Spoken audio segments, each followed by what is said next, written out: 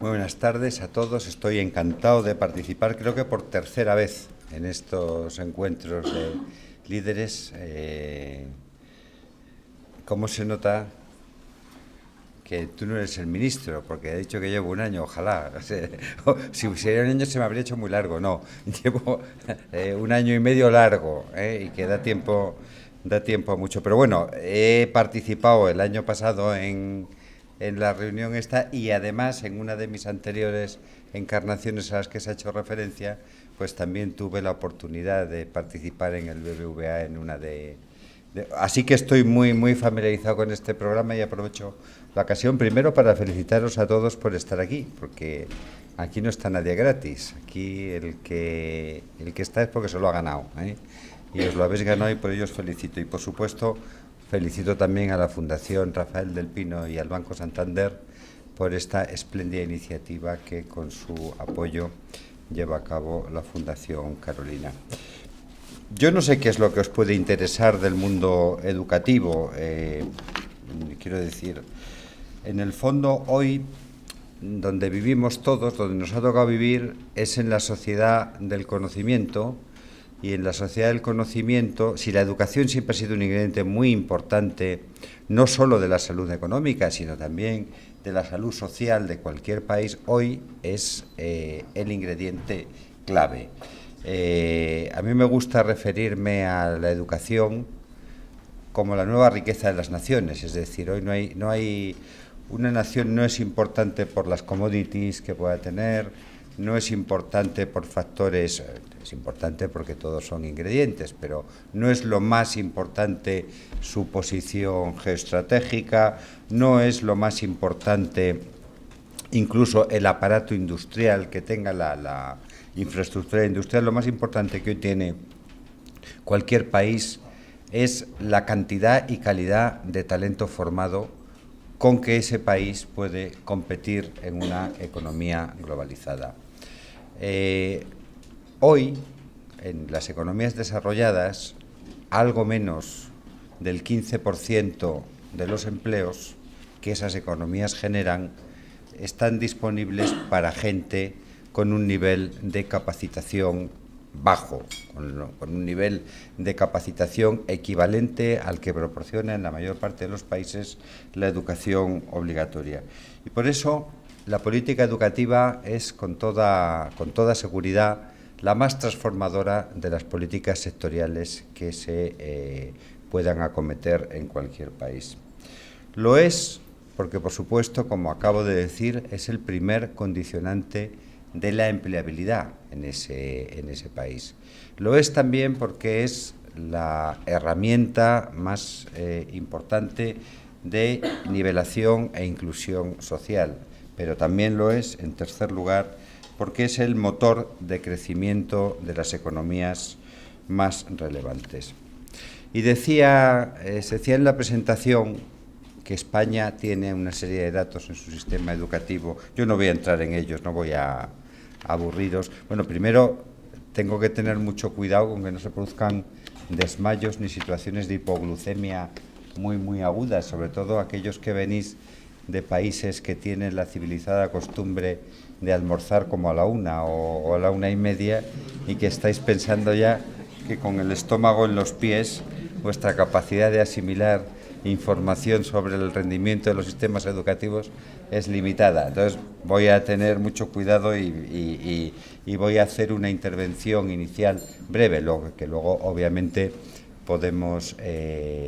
profundizar en todo aquello que os interese en el coloquio una vez que hayamos restablecido un balance hipoglucémico, un balance glucémico, no hipoglucémico adecuado. Pero sí, dejadme simplemente a modo de introducción de la cuestión deciros que España tiene problemas en educación como los tiene toda Europa. Quiero decir que si uno mira pues los indicadores que generalmente se toman como referencia tanto en la educación no universitaria, básicamente los estudios de OCDE para la educación primaria PIRLS y TIMSS, para la educación secundaria obligatoria PISA, el top 10 son en las tres competencias básicas: lectura, matemáticas y ciencias, 7 países de Asia-Pacífico, 2 países europeos y un país norteamericano. Evidentemente los países latinoamericanos están en situaciones distintas que lógicamente responden a diferencias muy sensibles y muy importantes en el desarrollo económico y también en el desarrollo de los propios sistemas educativos, pero son economías y sociedades que están haciendo, en muchos casos, un gran esfuerzo inversor en materia educativa y que están en una dinámica de universalización de la educación, de mejora del rendimiento de la educación. Ahora, nada compara con una situación que yo creo que es digna de análisis, porque evidentemente está modificando el balance en cuanto a capacidad de crecimiento, que es la de la situación de los países de Asia-Pacífico. Como digo, el 70% de los países de mejor rendimiento educativo vienen de ahí. Los problemas europeos en materia educativa, por no referirme solo a los españoles, tienen que ver fundamentalmente con un rendimiento que no se corresponde con la inversión, es decir, en Europa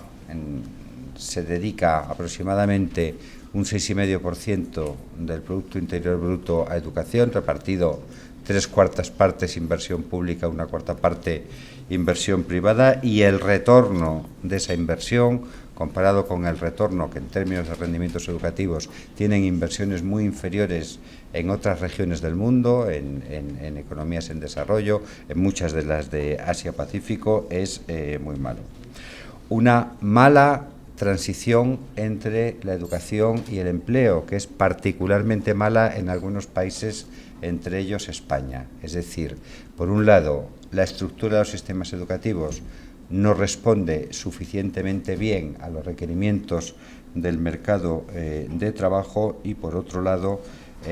la eficiencia del gasto educativo en términos, por ejemplo, de lo que se llama tasa de idoneidad, es decir, la proporción de estudiantes que están cursando el curso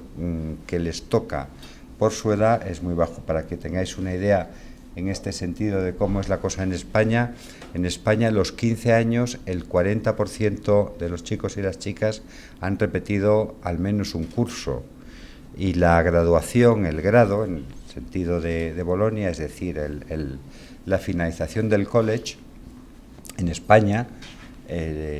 con menos de 25 años, los egresados de grado y licenciatura de menos de 25 años, solo suponen el 32% del total de egresados. Y conste que 25 años, en lo que sería una tasa de idoneidad rigurosa, son ya casi 3 años más de esa tasa. Todo esto configura un entorno en el que, teniendo en cuenta además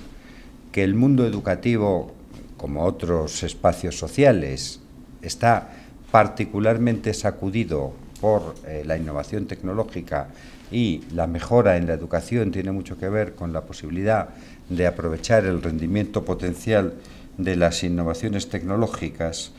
y que evidentemente, como decía una pedagoga española, hoy el mundo de la educación, estamos pensando sobre todo en la educación no universitaria, plantea unos retos verdaderamente desconocidos. Es como, decía esta pedagoga, es como entrenar a un equipo para un deporte cuyas reglas no conocemos, cuyos jugadores no sabemos quiénes van a ser, y no obstante entrenarlos para que jueguen y para que jueguen bien. Y es que hoy, por ejemplo, y esto vosotros, en la medida en que estáis en un proceso de insertaros en un mundo laboral, sois plenamente conscientes de ello, cuando un chico o una chica entra al sistema educativo, empieza a prepararse, empieza a construir un edificio que se edificará a todo lo largo de su vida, pero en el que hay varios puntos clave. Uno de ellos es la selección de un itinerario profesional, y cuando un chico o una chica de 3 o 4 años ingresa en el sistema educativo formal, probablemente la profesión que vaya a desempeñar cuando tenga 24 o 25, hoy no tenga ni nombre, es decir, no exista ni como tal profesión.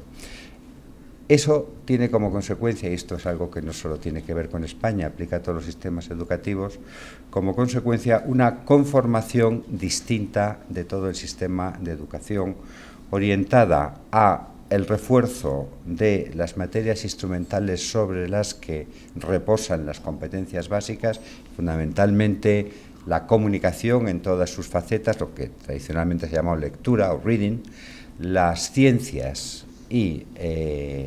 las matemáticas, porque son competencias que en cualquier tipo de desempeño profesional van a tener que ser ejercitadas y, por supuesto, en una economía global, el conocimiento de la lengua franca, es decir, el inglés y, a ser posible, una segunda lengua extranjera.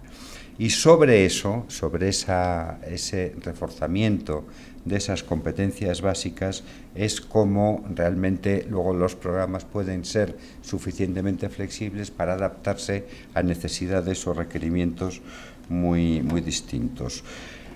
Creo que desde ese punto de vista, y teniendo en cuenta que venís como recién egresados en una enorme variedad de disciplinas, creo que otro tema interesante, del que si queréis podemos hablar en el coloquio, es el tema de las migraciones educativas, la globalización de la educación superior. Hoy hay aproximadamente 7 millones de estudiantes estudiando en países distintos del de su residencia, normalmente formación de posgrado, pero también formación de grado en el sistema universitario. El cálculo es que esta migración educativa en el curso de los próximos 20 años se va a multiplicar por un factor de 3 o 4. Y que realmente esta internacionalización de la educación superior, aparte de un factor de mejora del conocimiento recíproco de las culturas, de las sociedades, va a ser también un elemento muy marcante del éxito nacional, es decir, el grado de internacionalización de las universidades va a marcar mucho a los países. Es verdad que hoy hay una especie de imán muy dominante en cuanto a su capacidad de atraer estudiantes extranjeros, que son los Estados Unidos, también básicamente por el flujo de estudiantes de economías de economías en desarrollo, que van hacia los Estados Unidos, asiáticos fundamentalmente, pero también propios países latinoamericanos. Pero yo creo que vale la pena que reflexionemos en el espacio iberoamericano sobre las posibilidades de consolidar lo que es un espacio cultural y un espacio lingüístico de muchas posibilidades en base al incremento de la internacionalización de nuestras universidades. Por lo que a las españolas se refiere, nuestro porcentaje de estudiantes extranjeros es, en términos comparativos, todavía relativamente bajo, no llega al 4%, pero sin embargo en los estudios de posgrado, más en los programas de máster que en los programas de doctorado, tenemos una presencia de estudiantes extranjeros y muy señaladamente de estudiantes latinoamericanos que es muy importante y prometedora. Yo creo que este no tiene que ser un proceso en una sola dirección, tiene que ser un proceso bidireccional, que es muy importante también que haya universidades latinoamericanas fuertemente internacionalizadas, con capacidad de atraer estudiantes de toda el área cultural, todo el espacio cultural que es la comunidad iberoamericana, y que también es importante que esa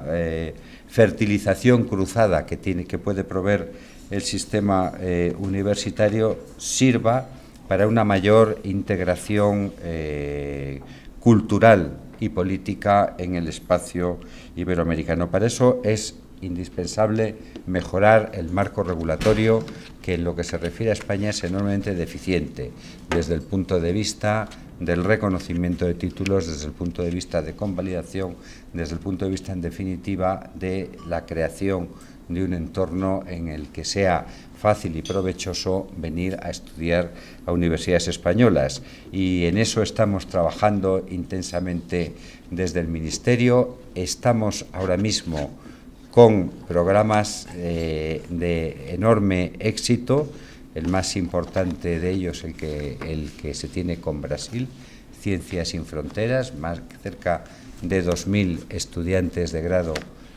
ahora mismo en universidades españolas. Creo que esta es una línea en la que tenemos que trabajar, que es una línea que, como digo, sirve para cimentar ese concepto de comunidad en la comunidad iberoamericana. Y bueno, sobre estos temas y cualquier otro que en relación con el mundo de la educación, e incluso, si os interesa, el de la cultura y el deporte, una vez que hayáis recuperado el equilibrio, en fin, exactamente, de la glucemia, podemos hablar después de almorzar. Muchas gracias.